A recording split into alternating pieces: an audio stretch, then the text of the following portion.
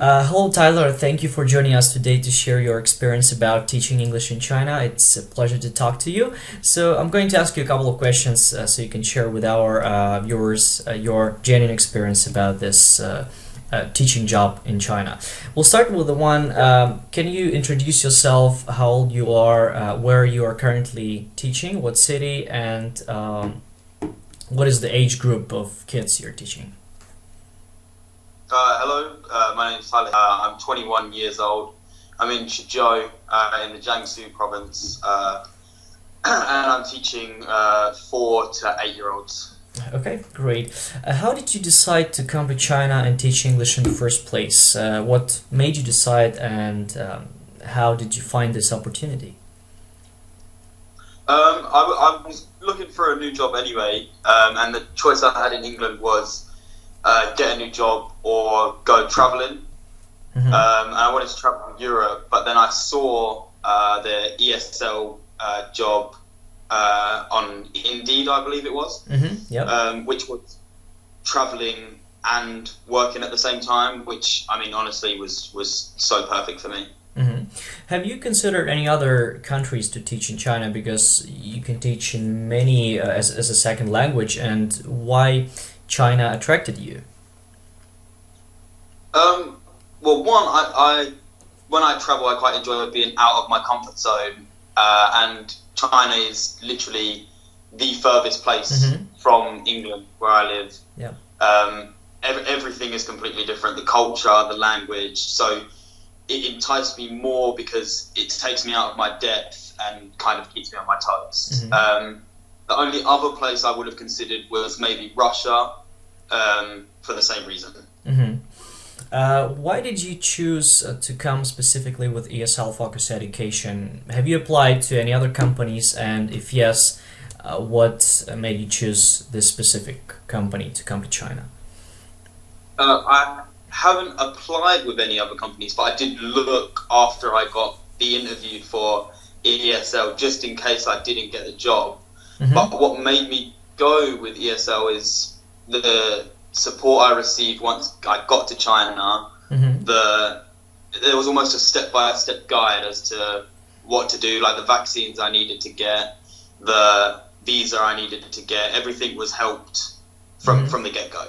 Mm-hmm. And speaking about the start of the application when you just applied, can you describe a little bit the process of what happened after the application until your arrival to China?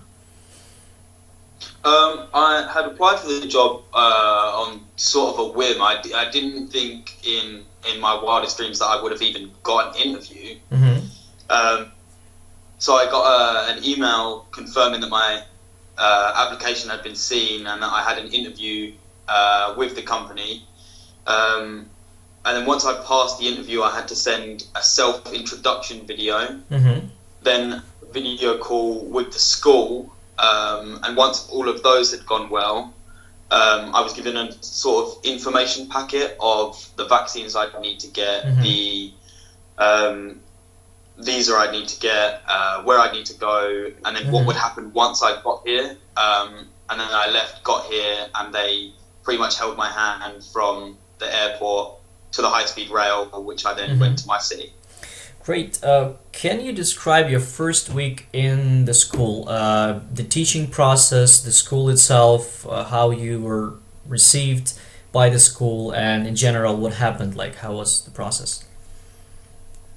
Well, when I first got here, I was very nervous. Completely different country. Teaching small children, I've not got much experience in. So Mm-hmm. when I got here, it was almost I was thrown for a loop. But the school was so accommodating. There was thorough training for me and the other teacher that had arrived at the same time. Mm-hmm. And exploring the city, meeting new people was amazing. Everybody was so friendly and so helpful in every aspect. Mm-hmm. Great, thank you. And can you tell more about your impressions about China? Like, was there anything that shocked you, or more of a cultural shock? And maybe talk about the differences between UK and China and the culture in general. Well, you're in England, you kind of hear almost scary stories about China because it is so different from England. Like, they have a completely different government system. Their language is so far from our own. I almost thought that it was gonna be completely different, which in a cultural aspect it is. There's a lot of things here that are done and not done that we would have no idea about in England. But apart from that, there's not massive differences, so much so that you couldn't adapt. Oh, I see. Great. As for the cost of life, do you feel comfortable in China getting a teaching salary? What can you afford, and is it enough to live in China with this salary? And what do you usually buy? Like, where do you go out? It's most definitely enough, I can say. I've not been here long enough to get a full paycheck. I've only got half of one because I arrived halfway through my first month. But even on a half paycheck, I can still afford anything that I want. We still go out to the pub on our days off. It's that I don't struggle for money in any aspect of the word. Can you tell us more about your apartment that you got placed into, and is it comfortable? Is there something missing, or how do you feel about it in general? Well, I've had two apartments since I've been here. The first apartment was lovely. It was amazing. It was perfect in every way. But here they do like Chinese dancing in the street. Quite early in the morning and quite late at night. It's like exercise for older people, and all I could hear in that apartment from 7 in the morning till 12 o'clock at night was this music. So I told my school, and they instantly moved me to a completely new apartment, no questions asked. And it's fairly similar. It's perfect in every way, and now I don't have the music constantly going, so it's amazing. Do you have everything you need in the apartment, like in terms of furniture, bathroom, and other conveniences? Oh, most definitely. It came with a large TV, a perfectly working fridge, 2 sofas in fact, and the only thing is, this isn't a problem for the apartment or anything, is Chinese beds are quite hard. Yeah. As an English person, I'm not used to that in any way, shape or form. So I did get another mattress, but that was a perfect choice. That wasn't a problem in any way. All right. As for teaching experience, do you find it hard to teach English in China, taking into account you don't have any experience? How is the process for you? At first, I think I built it up in my head quite a lot. That I wasn't going to be any good, and that it was going to take me a long time to get it. But within the first 2 weeks, 1 week, I almost fell into it. Like, it's amazing. It's not that it's not difficult, but it's nowhere near as difficult as I thought it was going to be.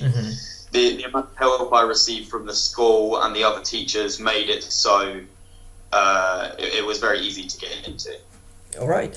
Well, the last question we have is, what do you usually do when you have free time outside of a class in the city? What do you enjoy doing, and what are the places that you can go? We get Monday and Tuesday off, just because of the way our work week works. So a lot of tourist attractions like temples, or they have a very large man-made lake here with an aquarium in the middle. There's almost nobody there because of our days off. So at first I thought Monday and Tuesday days off, that's fairly odd. But having had quite a few days off now, it's the best thing in the world, because anything you go to is empty. So to see everything perfectly. So we've been to temples, and then of an evening We go to the different bars around Shizhou. Mm-hmm. And because it's so cheap here, it's a very good time. Right. Well, last thing to ask, what would be a piece of advice for those who still consider going to China or hesitate or wonder what it looks like and what it might be? Anything you can wish to those who still want but have not come to China? Well, as somebody who was hesitant myself to come to China, the only piece of advice I can give you is to take the leap. It will honestly be the best decision you've ever made. And even if you get here and you live here for 4 months and decide you don't like it, you're not trapped here. Like, you can go home and you have still lived in China for 4 months.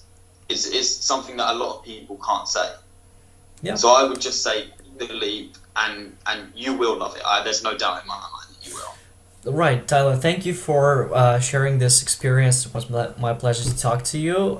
Great interview. Thank you one more time. No problem.